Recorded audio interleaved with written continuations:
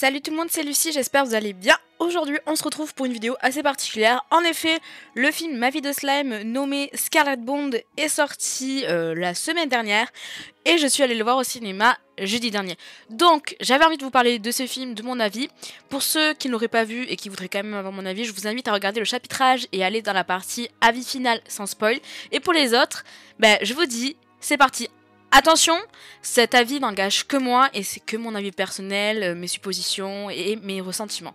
Donc, c'est parti.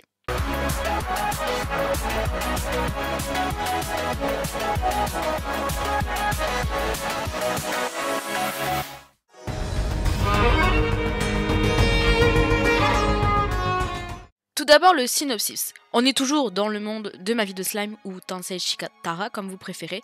Donc une conspiration se trame depuis longtemps à Raja, un petit pays à l'ouest de Tempest, autour d'une mystérieuse puissance connue sous le nom de Reine. Lorsqu'un slime, ayant évolué en roi démon nommé Limul Tempest, croise le chemin de Hiro, un survivant des ogres, une incroyable aventure commence.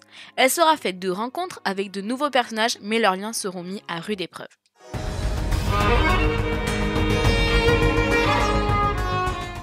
Concernant les graphismes, très sincèrement, c'est les graphismes que l'on est habitué, c'est-à-dire c'est les mêmes que dans l'anime, même si, en revanche, il y a certains aspects du film, certains moments du film, où les graphismes sont extrêmement travaillés, je pense, notamment à certaines scènes de combat, ou au début du film, les scènes dans l'eau, etc. Donc les graphismes sont classiques, on les aime, on les adore, on les connaît bien, mais avec une petite pointe d'originalité, avec du travail beaucoup plus approfondi. On est très loin des graphismes de Demon Slayer, les films, ou encore du magnifique film Jujutsu Kaisen en termes de graphisme qu'on a eu, mais franchement ça fait grave le taf, et c'est juste, on va voir ce film pas forcément pour des graphismes, on y va pour l'histoire.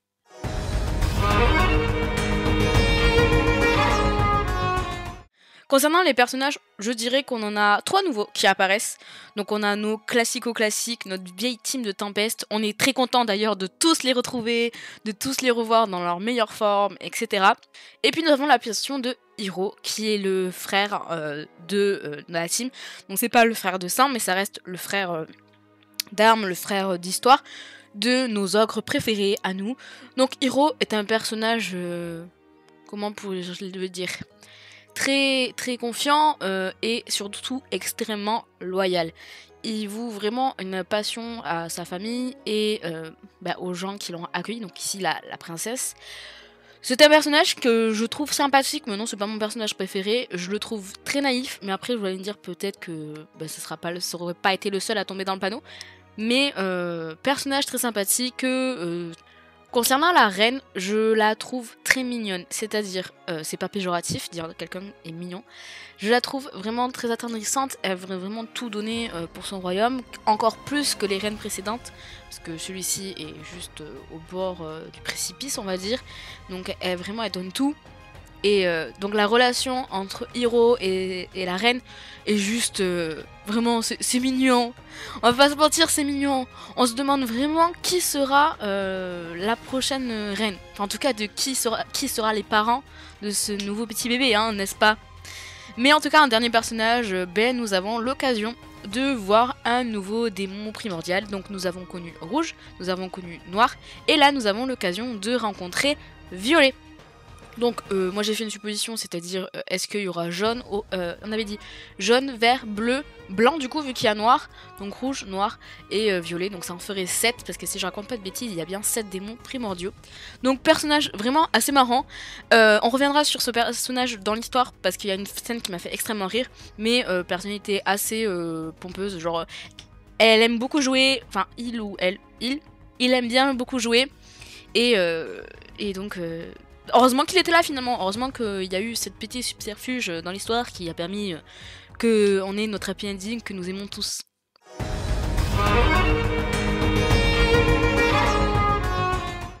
Arrivons enfin sur cette histoire. Cette histoire, attention, va être totalement décousue. C'est-à-dire, je vais pas vous dire les points positifs, les points négatifs. Je vais parler de tout en règle générale et ce qui me vient surtout à l'esprit, les points que j'aimerais souligner ou pas. En règle générale, j'ai trouvé le film vraiment très sympa, l'histoire est sympa, on se sait directement de ce qu'il va en découdre dès le trailer, si vous avez regardé le trailer, ou même dès le début. J'ai trouvé que ce film était... Voilà, ça apportait pas grand chose. Maintenant la question que j'espère qu'il va pas se passer, c'est pitié, ne les faites pas comme Demon Slayer et ne sortez pas ça en épisode, laissez-le bien en film pour les spectateurs qui s'intéresseraient. Mais j'espère que la saison 3 ne reprendra pas le film, ou en tout cas pourra reprendre les personnages, mais pas l'histoire. Donc, grosso modo, l'histoire j'ai trouvé stylée, surtout la partie avec Diablo, parce qu'on n'avait pas réellement vu Diablo en action, et peu vu. Là où j'ai trouvé ça stylé, c'est les combats. Finalement, qu'est-ce qui galère le plus? C'est en fait, c'est plus dur pour eux de laisser en vie les gens que de les tuer. Donc ça c'est assez marrant. Maintenant je suis un peu déçue qu'on n'ait pas plus vu de combats exceptionnels. Dans le sens où on les voit vite fait sourire en début de combat. Après le film n'était pas tourné autour de Xian ou mais même j'ai trouvé que les combats étaient vachement rapides. Après vous allez me dire c'est un film d'une heure, de presque 2 heures. Donc est-ce qu'on a vraiment le temps de développer les combats? Je sais pas. En tout cas le début de l'histoire je l'ai trouvé assez long. Maintenant, notre petit Limul, il est là, il est badass, il arrive, boum boum boum. En fait, je pense qu'il est juste plus puissant que ce qu'on peut penser. Maintenant, la relation entre Benimaru et Hiro. Je pense que Benimaru, si Hiro n'avait pas eu sa forme avec la boule démoniaque, aurait éclaté Hiro. Très sincèrement, je pense que Benimaru est très très loin devant Hiro maintenant, à l'heure actuelle. D'où la phrase oh mais je perdais souvent contre lui ». Non, maintenant, Benimaru, je pense que tu le bats à bien des niveaux. Et donc, un peu déçu de ce combat, même si vraiment, je comprends l'utilité et que le but, c'était pas de détruire son copain. Je l'entends. Maintenant, Limul, le toupet! Mais le toupet! Genre, le mec, il est là, il part. Les attaques à l'épée, déjà, je ne savais même pas qu'il savait jouer de l'épée. Enfin, qu'il savait faire de l'épée. Et avec la main sur la hanche, tu sais, c'est comme toi quand tu bois ton thé, ton café, ce que tu veux. Ben c'était pareil, donc disrespect des méchants. D'ailleurs, les méchants, c'était le méchant genre un peu clownesque, un peu marrant, enfin méchant sympathique. Donc, franchement, tu savais qui c'était quoi. Maintenant, j'apprécie la partie de Violet qui a joué et qui a respecté les règles, donc qui a fait en sorte que ça se finisse bien et que vu qu'il a perdu, ben, il respecte. Parce que ça aurait pu être un gros con, tout simplement. Désolé, on utilise les termes que ça existe. C'est un démon. Donc tous les démons ne sont pas réglo. C'est-à-dire qu'il aurait dit, bah écoute, c'est la vie, hein, écoute. Donc, ce diadème, je comprends l'utilité. Ça me fait bien rire quand je me dis... En vrai, on aurait tous pensé que c'était une déesse. Genre, t'as quelqu'un qui spawn devant toi. Tu penses forcément que c'est une déesse. Genre, tu penses pas forcément à un démon. Mais bon. Du coup, juste la fin, ça m'a fait rire. Parce qu'au début, je me suis dit, ah ouais. Donc du coup... Pour ceux qui comprennent pas ce que je veux dire, à la fin, on voit Hiro et la princesse mourir. Et je me suis dit, ok, donc en fait, ils veulent juste... Ils ont la flemme de les intégrer après aux saisons suivantes. Et puis après, t'as le retournement de situation. Bon, tu t'en doutais vu la musique qu'il y a en fond. Où en fait les deux sont bien vivants et se font un câlin et tout. Et du coup ça m'a fait rire, j'ai fait oh ok. Et c'était assez drôle, franchement c'était vraiment sympathique. Et puis parlons de la musique de fond est juste magnifique. C'est une musique que j'ai mis dans ma liste à écouter. Et voilà, revenons sur la partie qui m'a le plus intéressé, c'est la partie de Diablo. La partie de Diablo, déjà le mec en 2 jours, il a fini le tâche que Limul lui avait imposé. Donc hâte de voir ça, comment ça s'est passé dans la série. Mais maintenant, il rencontre Violet. Et déjà, Violet se rend compte qu'il a été nommé. Et moi, la phrase qui m'a fait tilt et qui m'a fait wow, ok, déjà, il a été nommé, donc forcément, il est plus fort que quand il n'était pas nommé. Donc que Violet dise, mais qu'est-ce qui s'est passé? Il était devenu plus fort? Mais oui, ça c'est logique, il a été nommé, donc forcément, il est plus fort. Mais là où ça me fait vraiment rire et je me rends compte qu'on ne connaît pas réellement la puissance de Limul, même si c'est un roi démon et qu'il a certaines capacités, déjà avec son Belzébuth, c'est fini. Mais c'est que Violet lui dit, genre, qui a eu assez de puissance pour réussir, c'est-à-dire réussir à te nommer. Déjà, quand tu vois comment la princesse a galéré à nommer Hiro, oui certes c'est pas un monstre, c'est une humaine, elle a pas de pouvoir magique, etc. Je veux bien, mais n'empêche que ça reste des ogres, donc c'est quand même des créatures assez puissantes. Donc je me demande quelle puissance notre Limul va réussir à atteindre. Comment ça va passer. Je suis un peu déçue, juste qu'il n'y ait pas eu de blague vraiment très drôle de Raphaël.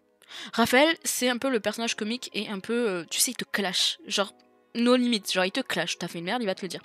Donc un peu déçu qu'il n'y ait pas de blague, mais sinon, en règle générale, voilà.